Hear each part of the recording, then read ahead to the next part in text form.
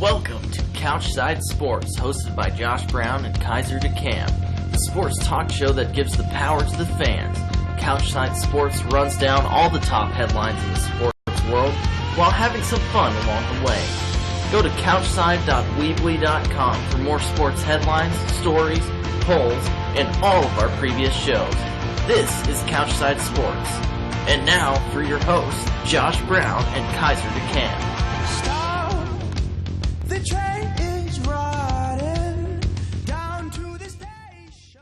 All right, I'm Josh Brown, joined by co-host, the man with the plan, Kaiser DeCam, and we're ready for another fantastic installment of Couchside Sports, formerly known as Sports Today. We decided to come up with a better name because Sports Today is the most bland thing I've ever heard. We were just kind of wanting to think of something that's a little more creative than that. But we're ready for a good show. Second show. Got a website for it now if you go to couchside.weebly.com. We're too cheap to pay for the domain name yet. But if we really take off, then we definitely will.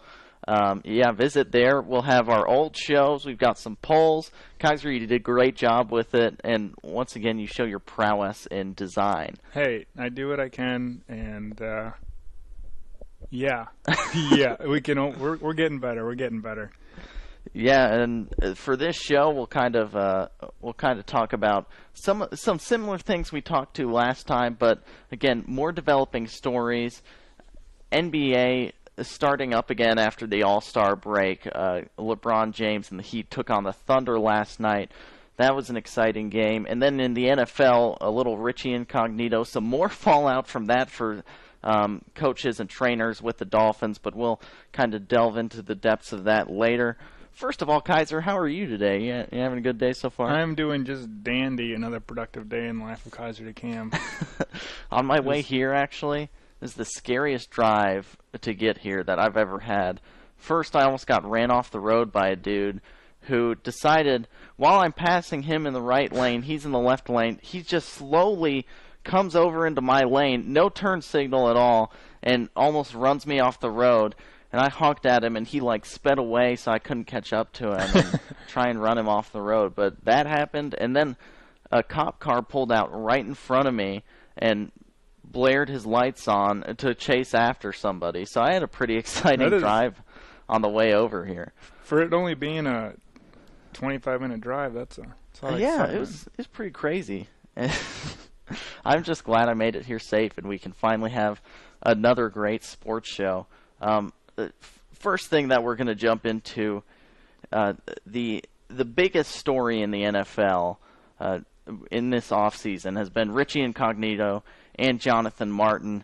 And the two things that have happened since the last time we talked about them were the firing of two staff of the Miami Dolphins, one of them being the offensive line coach and then the head trainer with the Dolphins. And apparently what came out in the Wells report is that both of them were present when Richie Incognito and Pouncey and some of the other linemen were throwing out the slurs against first an assistant trainer who was on the Dolphins staff and then against one of the other offensive linemen, and they were also present for Incognito being bullied a little bit. So more fallout from that. So just to clear this up, they were fired because they were present. They were present, and apparently the offensive line coach participated a little bit in some of the joking with one of the other offensive linemen. It was pretty bad apparently. But he would be right there, and they'd be making fun of one of the offensive linemen, and he'd just kind of go along with the jokes and let it happen. And then the head trainer, I think he was just fired because he was present while the assistant trainer was being it was an Asian trainer. There were a lot of Asian slurs thrown his way.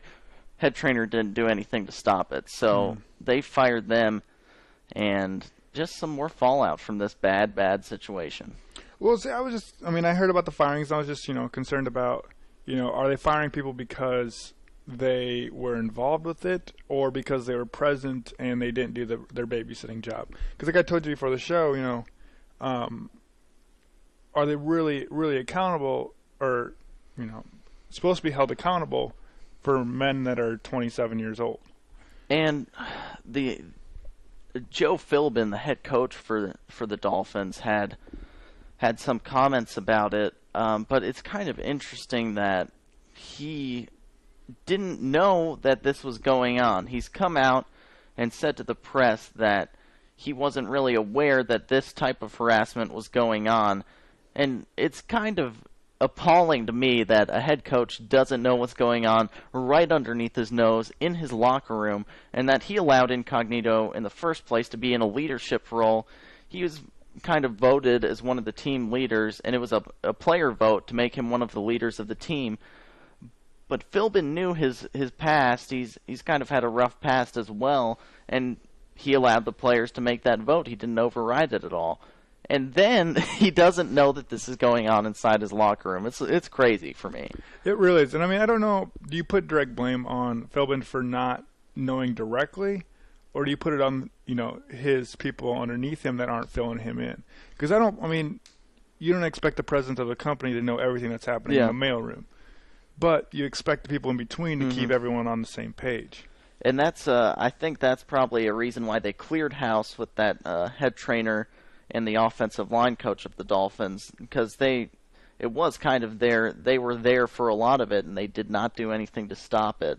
And if we have that clip of Philbin making the comments, first on Wednesday and then Thursday he had some more comments during the NFL Combine about the Incognito situation. Yes, we do. There's more to that. We're going to do things about it. We're going to make it better. All right? We're going to look at every avenue. We're going to look at uncover every stone, and we're going to have a better workplace. I promise you that. I'm going to make sure that happens. Look, I'm the head football coach, so the team, the performance of the team, the record, the 8-8 record, that falls on my shoulders. And so I'm going to be more vigilant. I'm going to be more diligent. I'm going to be more visible, and I'm going to have a better pulse. Kevin O'Neill's a dedicated person, professional. He gave 18 years of service. I don't know if there's a really good time to relieve somebody of their duties. Would it have been better maybe if he was not here? When we made a decision as an organization, we felt it was fair to communicate that decision as soon as possible, and that's what we did. We're in concert with the NFL and the Commissioner's Office in regard to the potential discipline of any players. We're communicating with them on that. We haven't made any decisions on anybody's future in terms of the 2014 Miami Dolphins. There's a common decency that people need to have toward one another, and when that gets violated, that's an issue. So I certainly wish I had seen some of it, and I could have intervened quicker, and perhaps it would not have grown to this proportion that it's grown to.